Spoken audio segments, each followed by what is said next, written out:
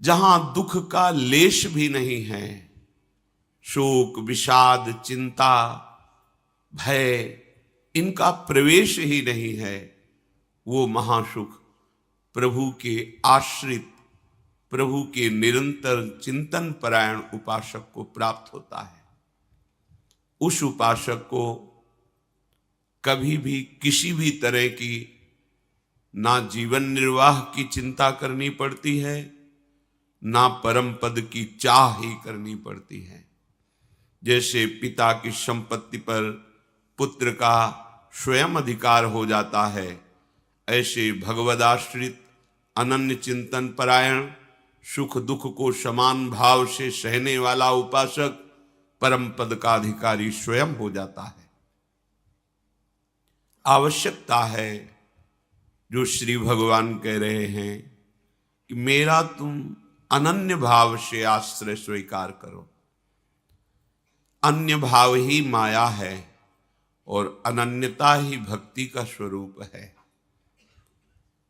प्रायः सब भक्त ही हैं, क्योंकि हमारी दृष्टि में हमारे प्रभु के सिवा कोई है नहीं, तो सब भक्ति कर रहे हैं। कोई विषय की, कोई पुत्र परिवार की, कोई धन की, कोई मान प्रतिष्ठा की, मेरे प्रभु ही सब रूपों में हैं। पर ये ना जानने के कारण अन्य भावों का आरोप कर लेने से दुर्गति हो गई। मेरे प्रभु ही हृदय में विराजमान हैं, पर उनकी महत्वता, उनकी महिमा को विश्वास पूर्वक ना स्वीकार करने के कारण हमारा हृदय आनंद सिंधु में नहीं डूब पा रहा। नाना प्रकार की चिंताएं, क्लेश, अशांति, अभाव ये हमें सताए जा रहा है, जबकि पूर्ण कृपा सिंधु, आनंद सिंधु हमारे हृदय में ही विराजमान है। तो हमारी कहीं त्रुटि हो रही है। नहीं, हृदय में विराजमान प्रभु और दीनता, दुख, भय, विषाद, ये दीनता भक्ति जनित नहीं, विषय दीनता, अभाव जनित दीनता। जो भक्ति की दीनता होती, भाव की चरम सीमा है वो, लेकिन ये दीनता विषय प्राप्ति के लिए, कामनाओं की पूर्ति के लिए दैन्य हुआ भटक रहा है। जबकि सर्व सामर्थ्यशाली, सर्व सुख सिंधु प्रभु हमारे समीप हैं। हमें क्यों अनुभव में नहीं आ रहे? आनंद सिंधु मध्य तो भाषा, फिर हम क्यों आनंद की खोज विषयों में कर रहे हैं? अज्ञान के कारण, अविद्या के कारण। उस अज्ञान अविद्या की निवृत्ति कैसे होगी? मामेव ये प्रपद्यन्ते माया में ताम तरन्ति ते। जो मेरी शरण में आ गया वो माया अविद्या से तर गया, उसके अज्ञान का नाश हो गया। तो प्रभु की शरणागति का स्वरूप क्या है? सर्वभाव से अपने प्रभु को प्रसन्न कर लेना। भगवान वर्णन करते हैं, अनन्यास चिंतयन्तो माम ये जनाः पर्युपासते। मेरी सर्वभाव से उपासना, मन से, वचन से, कर्म से, प्रत्येक चेष्टा से, केवल एकमात्र उपासना का तात्पर्य अपने प्रभु के समीप रहना। हमारा भाव, हमारी चेष्टाएं, हमारी इंद्रियां प्रभु से जुड़ी होनी चाहिए। उपासना अपने प्रभु के समीप ही होनी चाहिए। भली भांति जो उपासना में है, पर्युपासते, अन्य भावों का त्याग करके अनन्य भाव से मेरा जो भजन करते हैं, भली भांति से मेरी उपासना करते हैं, अब उसको योग क्षेम की चिंता की परवाह नहीं होनी चाहिए। ये चिंता परवाह उनको होती जो भगवद आश्रित नहीं होते। स्वयं श्री भगवान कह रहे, योगक्षेमम वहाम्यहम्। लोक परलोक में जो तुम्हें चाहिए वो मैं प्रदान करूंगा, और जो प्रदान किया है उसकी रक्षा मैं करूंगा। तुम्हें बिल्कुल चिंता नहीं करनी, ना साधन की और ना व्यवहार की। इह परलोक सकल सुख पावत। देखो, इतने बड़े मालिक कह रहे हैं, क्षेमम, मैं तुम्हारी रक्षा करूंगा। योगम, जो तुम्हें प्राप्त कराना है वो मैं कराऊंगा, तुम्हें बिल्कुल चिंता नहीं करनी।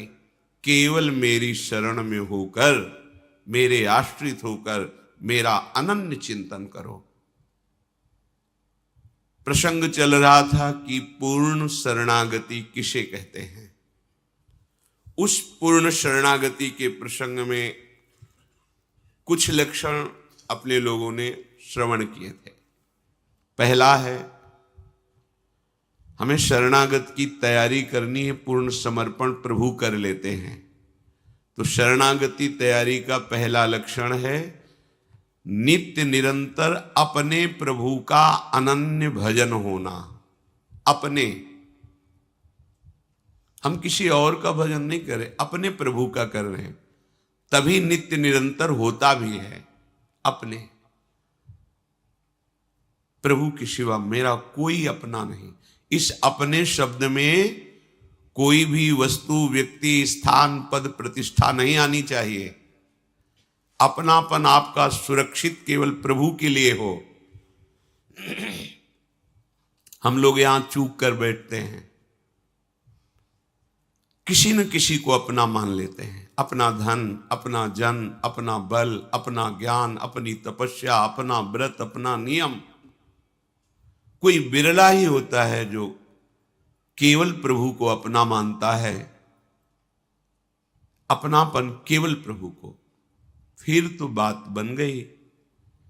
फिर तो मतलब ऐसी जीवन में दिव्यता आएगी कि आप खुद अनुभव करेंगे।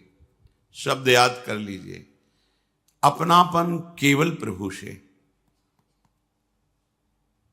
दूसरा कोई अपनेपन को ना लेने पावे, यही हमारी सावधानी है। पर हमारे हृदय में जांच करके देखा जाए तो सब जगह अपनापन हो सकता है, लेकिन प्रभु से नहीं। तो कैसे जांच की जाती है हृदय की, जिससे हमें जान पावे कि प्रभु से अपनापन है या किसी वस्तु, व्यक्ति से? तो जिसके मिलने से प्रभु का विस्मरण हो जाए तो उससे विशेष अपनापन है, क्योंकि उससे कम अपनापन वाले को हम भूल जाते हैं, ज्यादा अपनापन वाले की स्मृति आ जाती है।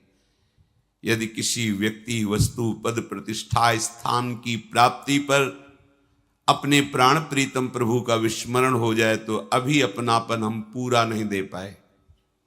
प्रभु छोटे हो गए, उनका अपनापन कम हो गया और संसार के संबंध, भोग सामग्री, यश, कीर्ति, प्रतिष्ठा ये ज्यादा हो गई। हृदय में देखो, प्रभु के समान केवल प्रभु ही हैं और हमारा अपनापन केवल उनके लिए है। ये बहुत बड़ी महिमामयी शरणागति की बात है। पहला है नित्य निरंतर अपने प्रभु का अनन्य भजन होना। फिर दूसरा है प्रभु को ही अखिल विश्व रूप में प्रकट भावना में देखना। मेरे ही प्रभु, इनकी व्याख्या हो चुकी है। तीसरा है आपसे जितनी चेष्टाएं हो रही हैं, आप यंत्रवत कर रहे हैं, आपके यंत्री, चलाने वाले प्रभु हैं। मैं कुछ नहीं कर रहा, मेरे द्वारा जो कुछ करा रहे हैं वो प्रभु करा रहे हैं। बीच से स्वीकार मत करना, क्रम से स्वीकार करना, नहीं तो आपको भ्रम हो जाएगा। कैसे भ्रम? आपने ये बात स्वीकार कर ली केवल अपनी बुद्धि से कि जो कुछ करा रहे हैं प्रभु करा रहे हैं, फिर अब विधि निषेध की क्या बात रह गई? फिर तो हम जो पापाचरण कर रहे हैं, भोग कर रहे हैं, हिंसा कर रहे हैं, चोरी कर रहे हैं, खान पान गलत कर रहे हैं, तो बोले आपने ही कहा था प्रभु जो करा रहे हैं वही हो रहा, तो वही हो रहा है। इसका मतलब आपने शरणागति का सिद्धांत समझा नहीं, बीच से केवल बात पकड़ ली है। इसलिए कह रहे सावधान। जब वो नित्य निरंतर अपने प्रभु का भजन करता है और विश्व को अपने प्रभु का रूप समझता है तो पापाचरण किससे होगा? इसीलिए तीसरी लक्षण वृत्ति में रखा गया है कि वो अनुभव करता है कि मेरे द्वारा जो कुछ हो रहा है वो मेरे आराध्य देव करा रहे हैं। चौथा, प्रभु को ही सबसे बढ़कर एकमात्र अपना प्राण प्रियतम अनुभव करना, प्रभु की जगह केवल प्रभु, दूसरा कोई नहीं। पांचवा, अपने प्रभु पर पूर्ण विश्वास। छठवां, सर्वदा सर्वथा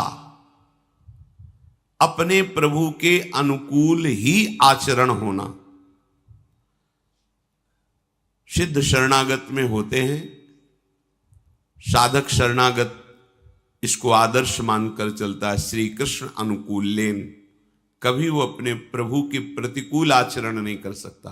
प्रभु के अर्थात जो भगवान ने आदेश किया है श्रीमद् भागवत जी में, गीता जी में और संतों की, गुरुदेव की वाणी में बैठकर, कभी उसके प्रतिकूल आचरण उससे नहीं होते। सातवां, सब कुछ प्रभु का समझना और प्रभु से कभी कुछ ना चाहना। हमारा शरणागति, हमारा भजन प्रभु से लेने के लिए नहीं है, प्रभु को प्राप्त करने के लिए है। प्रायः प्रभु का भजन प्रभु से अपनी कामनाओं की पूर्ति के लिए, चाहे वो मोक्ष कामना ही क्यों न हो, बड़ी प्रशंसनीय है मोक्ष कामना, पर ये प्रेमी महाभागवतों की बात हो रही है जो मोक्ष का भी त्याग कर चुके हैं। प्रभु का भजन केवल प्रभु के लिए करना। अब जब हमारा शरीर, मन, जीवन प्रभु को समर्पित है, तो जिनके प्रति समर्पित है उन्हीं के लिए भजन करना। ये तो समर्पित जीवन। अब हमारा कुछ बकाया ही नहीं रहा, जो कुछ हमारा अपनापन था वो सब प्रभु के चरणों में समर्पित है। तो सिद्ध पुरुष में ऐसी वृत्ति रहती है, पर साधक को ऐसी धारणा करनी पड़ती है, सब कुछ प्रभु का समझना और केवल प्रभु के लिए ही भजन करना, प्रभु से कुछ नहीं चाहना। तो लगेगा फिर क्या भजन का आनंद हुआ? अरे बाबरे, जिसने एक निमिष मात्र में अनंत ब्रह्मांडों का सृजन कर दिया अपने आनंद सिंधु के एक बिंदु के शिखर से, अब वो आनंद सिंधु मिल गया तो अब और क्या चाहिए? कोई चाह ही नहीं रह जाएगी। उस स्थिति में तो आइए। आठवां, प्रभु के प्रत्येक विधान में परम प्रसन्न होना। अब इसकी व्याख्या है। अभी तक जो सूत्र बोले कल इनकी चर्चा हुई थी। ऐसे शरणागत भक्त जो ऊपर के लक्षणों से युक्त हैं, ऊपर के लक्षणों को धारण करने की चेष्टा कर रहे हैं, वे समझते हैं कि हमारे प्रभु का जो भी विधान है वो बड़ा मंगलमय है। कभी अमंगल हो ही नहीं सकता प्रभु के विधान से। पूज्य श्री राधा बाबा, जैसे भगवान सूर्य उपस्थित है तो अंधकार ढूंढने पर भी नहीं मिलता, तो हम भगवान सूर्य को अगर ऐसा कहें कि तुम्हारी ताकत हो तो अंधकार करके दिखाओ, तो वो असमर्थ है, क्योंकि वो जब सामने होंगे तो अंधकार टिकेगा ही नहीं। ऐसे ही अगर विनोद की भाषा में भगवान से कहें कि तुम्हारी ताकत हो तो अमंगल करके दिखाओ, तो भगवान कभी अमंगल कर ही नहीं पाएंगे, उनकी सामर्थ्य नहीं। अमंगल हम करते हैं और मंगल भगवान करते हैं। कैसे? भगवान जब कभी क्रोधित हुए दिखाई देते हैं और उनका वध करते हैं, तो उनको वो परम पद मिलता है जो ऋषि मुनि साधना करके प्राप्त करना चाहते हैं। क्या हुआ? अमंगल हुआ क्या? अरे महामंगल हो गया। तो मंगल भवन प्रभु को अगर कह दिया जाए कि तुम्हारी ताकत हो तो अमंगल करके दिखा देना, तो एक विनोद की भाषा में कह सकते हैं कि भगवान की ताकत ही नहीं कि अमंगल कर सके, क्योंकि वो मंगल भवन है। जैसे सूर्य की ताकत ही नहीं कि वो अंधेरे का दर्शन करा दे, वो चले गए तो अंधकार छा जाएगा। जब तक सूर्य है तो अंधकार नहीं छाएगा। ऐसे जिसके जीवन में भगवान की शरणागति उतर गई। अब हर विधान मंगलमय है, हर विधान।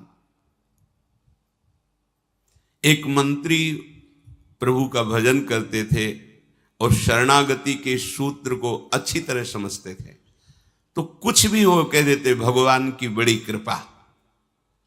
तो एक दिन राजा शिकार खेलने के लिए जाते ही हैं, जो प्रजा के नाशक पशु हैं, जो रुग्ण पशु हैं, जिनके द्वारा संक्रामक रोग फैलते हैं, उनको वध करके प्रजा को सुरक्षित रखते हैं। उनका शिकार खेलना स्वाद के लिए नहीं होता, प्रजा रक्षा के लिए होता है। मंत्री भी साथ थे, तो किसी पशु का पीछा किया और बड़े आवेश में आए, सावधान नहीं रहे तो प्रत्यंचा से अंगूठा कट गया। उनका मंत्री अंगूठा कट गया, उनको भगवान ने बहुत अच्छा किया, बड़ी कृपा। उनके ये शब्द ही थे, क्योंकि जानते थे भगवान का प्रत्येक विधान परम मंगलमय होता है। बड़ा गुस्सा आया उनका, दुष्ट कहीं का, तो हमारा मंत्री या दुश्मन है, हमारा अंगूठा कटा, तो कहता भगवान ने बहुत अच्छा किया, बड़ी कृपा हुई, इसको बंदी बनाया जाए और तुरंत कड़ी सजा के द्वारा इसे जेल में रखा जाए। राजा का आदेश। उनका बड़ी कृपा महाराज, भगवान की बड़ी कृपा, बहुत अच्छा किया भगवान। पागल हो गया है मंत्री, मंत्री पद से हटा के इसे जेल में रख रहे, कह रहा भगवान ने बहुत अच्छा किया, बड़ी कृपा। कुछ दिन बाद वैद्यों के द्वारा अंगूठा ठीक हुआ। स्वभाववश फिर शिकार खेलने के लिए गए।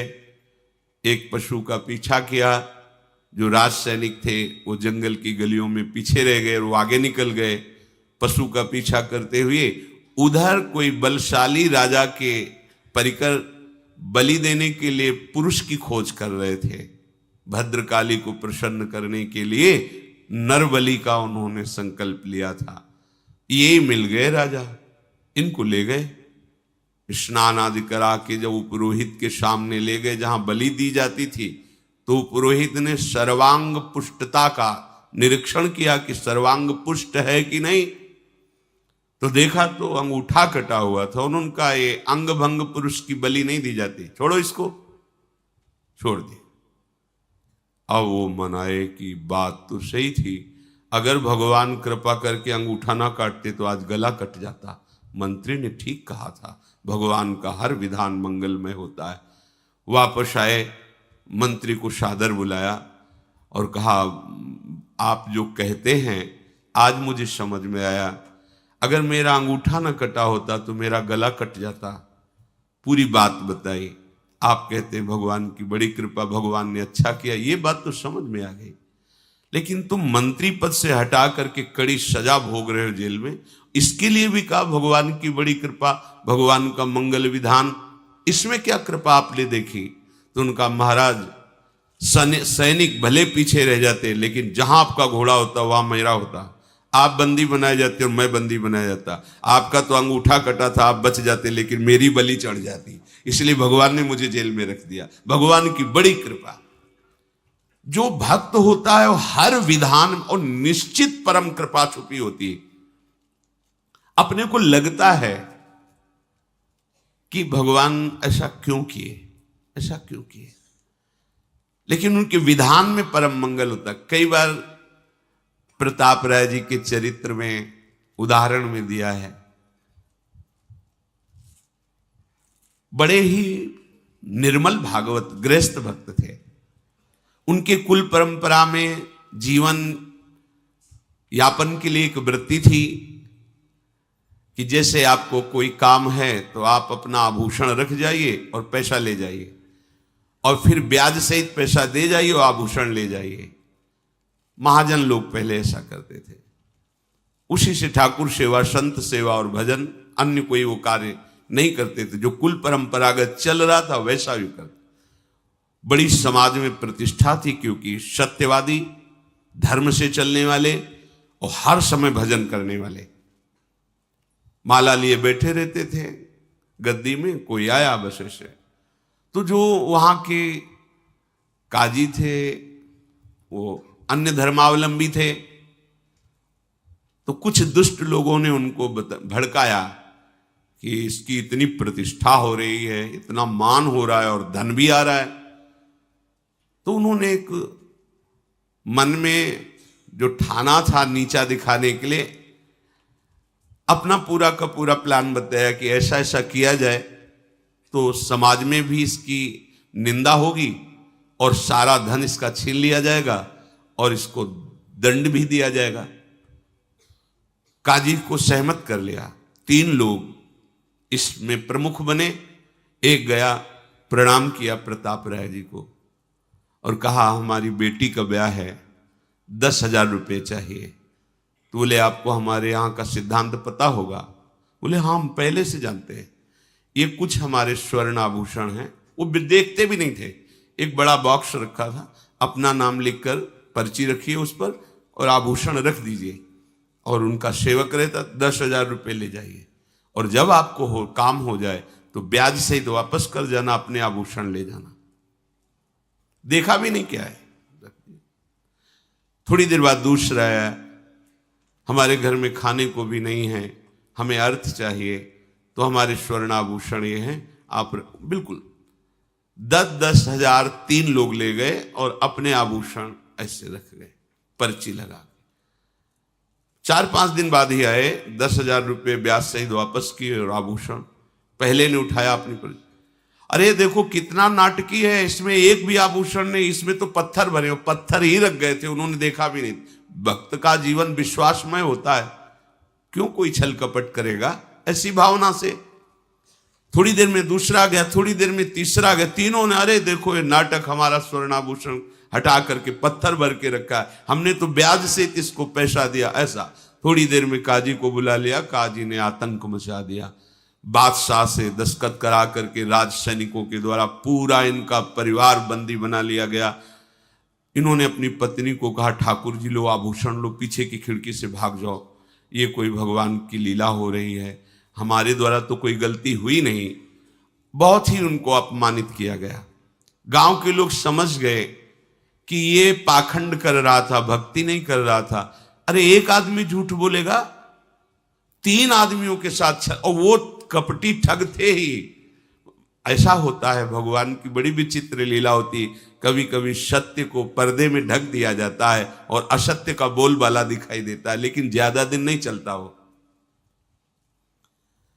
इनको बंदी बना लिया गया, सारी संपत्ति अपहरण कर ली गई। कुछ लोगों ने कहा कि इनकी पत्नी है और ठाकुर जी के आभूषण और ठाकुर जी के लेकर के वो अपने मायके चली गई। वहां सैनिक भेजे गए, उसको भी बंदी बना कर ठाकुर जी को भी लाकर जहां सब स्वर्णाभूषण जमा किए जाते उस खजाने में ठाकुर जी को भी रख दिया। जब पत्नी पास में ही बंद करके आई और उनको एकांत मिला, तब वो रोने लगे प्रताप राय कि मुझे ये जो अपमान मिला है, बंदी बना लिया गया, मुझे इसका कष्ट नहीं। नाथ मैं आपको प्रगट मानकर 8 पैर सेवा करता था, आपको एक आभूषण की तरह ही खजाने में रख दिया गया, ये मैं सह नहीं पा रहा हूं। आपको कैसे भोग लगे, आपको कैसे जल पिलाऊं, आपको कैसे शयन कराऊं। प्रभु और दंड जो चाहो दिला दो, पर मुझे ऐसा कुछ संयोग बना दो जिससे आपकी सेवा। और आर्त भाव से रोने, जे ही रोने लगे ते ही वहीं प्रिया प्रीतम प्रकट हो गए साक्षात। ओह, जो बड़े बड़े ऋषि मुनियों की आकांक्षा होती साधना करते हुए, वो आराध्य देव कैसे मिलते हैं। उनका विधान कड़ुआ हो सकता है, लेकिन परिणाम महामंगल में, लूट गए चरणों में। तत्काल भगवान ने कई विश्वसनीय जनों को, अधिकारियों को प्रेरणा दी कि ये निर्दोष है। जांच की गई तो काजी सहित उन तीनों को झूठा पाया गया।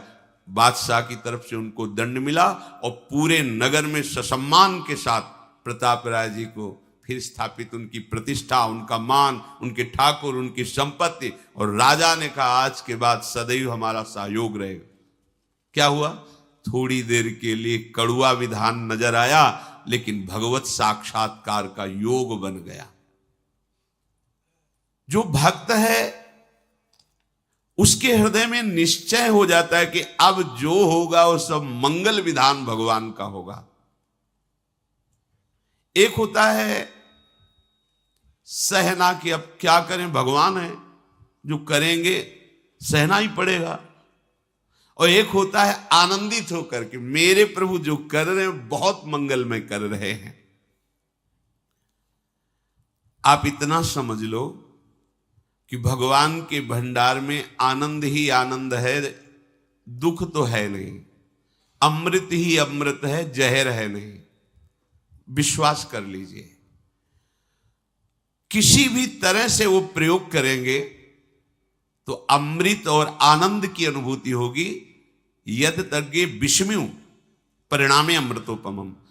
शुरुआत तुम्हें विष जैसी लग सकती है, पर वो विधान तुम्हें अमृत में डुबो देगा, विश्वास कर लो। कृपा का स्वरूप कई तरह से प्रकट होता है। कभी बहुत ही मधुर स्वरूप प्रकट होता है, कभी बहुत कोमल, कभी बहुत सुख स्वरूप, कभी कभी कृपा बहुत ही भयानक रूप में आती है, बड़ी ही कटु रूप में आती है, बड़ी ही भीषण रूप में आती है, पर उसका परिणाम बहुत मंगलमय होता है। उपासक मृदु कोमल मधुर कृपा या कटु भीषण दुखमयी, इन दोनों के भेद को नहीं देखता, केवल कृपा देखता है। कृपा है आपकी, कृपा है। बड़े लीला बिहारी है, उनकी लीला वही समझ सकते हैं या जिसको समझा दे। वामन रूप से जाते हैं, 3 पग भूमि मांगते हैं, नाप करके एक ही पग में ब्रह्मलोक तक, दूसरे में सब ब्रह्मांड। बोल बड़ा दानी बनता था, बांध दिया वरुण पास में और कहा अब बोल तीसरा पग कहां से दे। 2 पग में सब नाप लिया। ये बड़ी भीषण कृपा का स्वरूप है। सब आसपास भगवत पार्षद खड़े हुए हैं जो पूरी सृष्टि का लय सृजन पालन करने की सामर्थ्य रखते हैं, और भगवान गर्जना करके कह रहे, बड़ा अहंकार करता था, 3 पग पृथ्वी का दान कर दूंगा, अपने को दानी अब पूरा कर। मुस्कुराए बलि जी महाराज, प्रभु अभी तो आपको प्रणाम भी नहीं किया है। प्रणाम भी कैसे करूं, आपने तो बांध रखा है। प्रार्थना करता हूं कि जिन श्री चरणों के नपने से आपने मांगा था, उन्हीं श्री चरणों से 2 में तो संपत्ति नाप ली, अब 1 में संपत्तिवान को नाप लीजिए। अपने चरण हमारे माथे पर पधराइए और मुझे। भगवान बंध गए, बलि जी को नहीं बांधा, बंध गए। करुणा समुद्र भगवान मुस्कुरा दे, बोले तुम्हें तनिक भी क्षोभ नहीं हो? बोले प्रभु क्षोभ किस बात का। प्रहलाद जी आ गए, स्तवन कर रहे हैं, उनकी पत्नी स्तवन कर रही। भगवान ने कहा आज के बाद द्वारपाल मैं तुम्हारा। आज भी भगवान बलि के द्वारपाल बने हुए खड़े हुए हैं, आज भी। बोलो, भगवान ने बलि को बांधा या बलि ने भगवान को बांध दिया? लेकिन कृपा इतनी भीषण दिखाई दे रही थी कि कोई मंगल का विधान ही नहीं समझ में आ रहा था। इतने बड़े महान भक्त को भगवान ने वरुण पास में, जिसमें प्रतिपल मृत्यु का कष्ट होता है, वरुण पास प्रतिपल जकड़ता जाता है, प्राणों को भीषण कष्ट होता है। तो कृपा मृदु भी हो सकती है, भीषण भी हो सकती है, पर भक्त मृदु और भीषण नहीं देखता, केवल कृपा देखता है। तो परिणाम में कृपा सिंधु को अपने हृदय में, अपनी दृष्टि में, अपने प्राणों में, अपने जीवन में, बाहर भीतर उनकी कृपा ही कृपा, उनका अनुभव करता है। विश्वासी शरणागत भक्त प्रभु को दौड़ते हुए अपने प्रति मारने की भावना से आते देखकर भी बिल्कुल भय नहीं होता, आनंदित होता है। भीष्म जी कौरवों के पक्ष में हैं, भगवान अर्जुन जी के सारथी हैं। भगवान ने प्रण किया था हम कोई अस्त्र नहीं गएंगे महाभारत के युद्ध में। भीष्म जी ने कहा मैं गंगा का पुत्र नहीं कहलाऊंगा यदि आपको अस्त्र धारण करने के लिए विवश न कर दूं तो। भीष्म जी ने ऐसे बाणों की वर्षा की कि अर्जुन जी की कोई बस नहीं रह गई। महावीर हैं भीष्म जी। और भगवान के भी शरीर में बाण रूपी पुष्पों की झड़ी लगा दी। अर्जुन को, भगवान को अपने बाणों की परवाह नहीं। जब अर्जुन को देखा कि ना तो प्रत्यंचा चढ़ा पा रहे हैं, क्यों जे ही प्रत्यंचा पे काट दिया था, प्रत्यंचा काट दी, हर जगह से असमर्थ कर दिया अर्जुन को। कूद पड़े रथ से, उठाया रथ का पहिया और भागे भीष्म को मारने के लिए। ये देखो कृपा, अपनो परण विशार भगत को पूरो परण निभाऊं।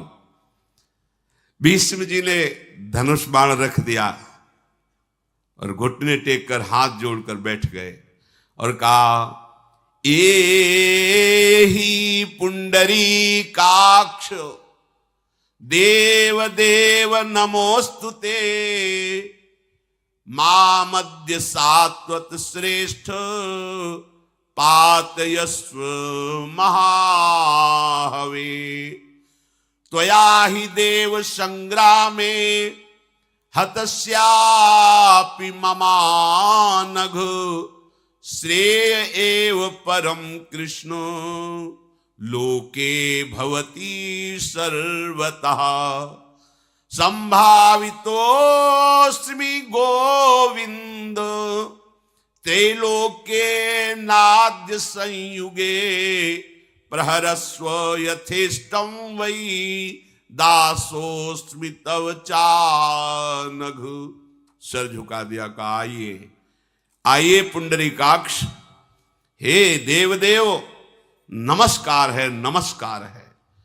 आप अपनी महिमा से उतरकर भक्त के प्रण को पूर्ण करने के लिए ये रूप धारण, भगवान क्रोधातुर होकर आगे बढ़ रहे हैं। हे गोविंद, हे श्री कृष्ण, आज मैं जगत में परम सम्माननीय हो गया, क्योंकि आपके हाथ से मारा जाऊंगा। और पहली बात, आपने अपनी प्रतिज्ञा हटाकर मेरे प्रण को पूरा किया। स्वागत है, आइए। मैं आज त्रैलोक में सम्मानित हो गया। आप मुझ पर मन चाहा प्रहार कीजिए, मुझे बहुत सुख होगा, क्योंकि मैं अपने स्वामी के हाथ से मारा जा रहा हूं। भगवान भयंकर क्रोध करके दौड़ते हुए दिखाई दे रहे। भीष्म जी को बड़ी मृदु कृपा का अनुभव हो रहा है। मेरे प्यारे, मेरी बात रखने के लिए अपनी बात को हटा दिया। आओ, स्वागत है आपका। भगवान मारे थोड़ी, कुछ कदम चल करके अर्जुन जी दौड़ पड़े प्रभु को। प्रभु नहीं, आप नहीं प्रभु, आप नहीं, आप आज्ञा कीजिए। आज मैं दिखाऊंगा इन्हीं भीष्म को, धूल चटा दूंगा। आप आइए। तो बाणों की वर्षा करके बाणों की सैया पर भीष्म जी को लुटा दिया। अर्जुन जी ने 6 महीना बाणों की सैया पर पड़े। जब अंतिम समय है और भगवान पधारे, तो भीष्म जी ने प्रभु को याद दिलाई कि अपना प्रण छोड़ करके हमारे प्रण की रक्षा की थी। आज मैं अपनी पवित्र कन्या को आपके चरणों में अर्पित करता हूं, आप पाणी ग्रहण कीजिए। कौन पवित्र कन्या? बुद्धि। आज तक इस बुद्धि रूपी कुमारी कन्या ने किसी का वर्ण नहीं किया। हे कृष्ण, केवल आपका ही आश्रय। इसलिए अंतिम समय है। मुझे याद है आपने मेरी बात रखने के लिए अपनी बात हटा दी। मैंने देखा है आपका पीतांबर फहराते हुए। वापट पीत की फहरान, करधरि चक्र चरण की धावनी, नहीं बिसरती वह बाण। वाह पटपीत की फहरान। आप हमारे लिए सत्य, वेद कहते हैं, शास्त्र कहते हैं, आप सत्य हैं, सत्य नारायण हैं, सच्चिदानंद हैं। आप अपने वचन को झूठे करके मेरे वचन को साचा किया। प्रभु, आपकी करुणा की बात ये वर्णन करने में नहीं आती। नाथ रथ ते उतरी अवनि आतुर है, कचरज की लपटान मानो सिंह सैल ते निकस्यो महामत गज जान। जिन गोपाल मेरो पन राख्यो मेटी वेद की कान, सोई सूर सहाय हमारे निकट भये हैं आन।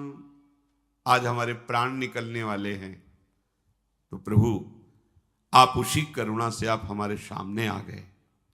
बड़े बड़े योगी जन चाहते हैं कि अंत में आपका स्मरण आ जाए, आपका ध्यान आ जाए। आप अपने जनों को कितना प्यार करते हैं। वेद की मर्यादा को एक तरफ रख करके कि प्रभु सत्य हैं, उनके वचन सत्य हैं, आपने अपने सत्य प्रण को छोड़कर मेरे प्रण की रक्षा की, और आज अंतिम समय देखो आप मेरे सामने खड़े हो। भक्त को किसी भी परिस्थिति में ऐसा अनुभव नहीं होता कि भगवान की बड़ी कड़वी कृपा है, कभी ऐसा। हर विधान परम सुख सच्ची। जब वो समझाते हैं फिर समझ में आता है कि प्रभु आप कितने कृपालु हैं। अगर आप ऐसा न करते तो ऐसा न होता। निश्चित आपकी कृपा ही कृपा है। भगवान विधान बदलने में सर्वसमर्थ हैं, पर वो अपने भक्त के मंगल के लिए विधान करते। थोड़ा सा आपको लगेगा कि बहुत ही हानिकारक विधान हुआ, अब कोई हमें पूछता नहीं है, हमारी लौकिक उन्नति मारी गई, कोई हमें प्यार नहीं करता। सच्ची समझो, अब आपको उस योग्य बना रहे हैं जिसमें अजान बाहु प्रभु आकर अपनी बाहुओं में तुम्हें भर लेंगे। उस योग्य बना रहे हैं। बहुतों ने हमें कहा कि हम आपको प्यार करते हैं, आज तक कोई साथ नहीं है। लेकिन जो वास्तविक प्यार करते हैं प्रभु, वो जब हमारे को अपने हृदय से लगाएंगे तो परम विश्राम मिल जाएगा, फिर किसी और की जरूरत नहीं है। यदि कोई ऐसे भगवान के विधान को समझता है कि क्या करूं, अब कोई उपाय नहीं इससे बचने का, अब सर्व समर्थ है, उनको जो मन में आता है सो कर देते हैं, सहना पड़ेगा, ये मतलब यहां जो चर्चा हो रही है उस भक्त की नहीं। वो भी भक्त है, यहां उस भक्त की हो रही जो कड़वे से कड़वे विधान को मुस्कुरा कर सहता है। मंगल रूप भगवान का विधान मंगल में देख करके परम अनुकूलता का अनुभव करते हुए उसमें आनंदित होता है। उपासक प्रभु के हर विधान को मंगल में देखना ये शुद्ध।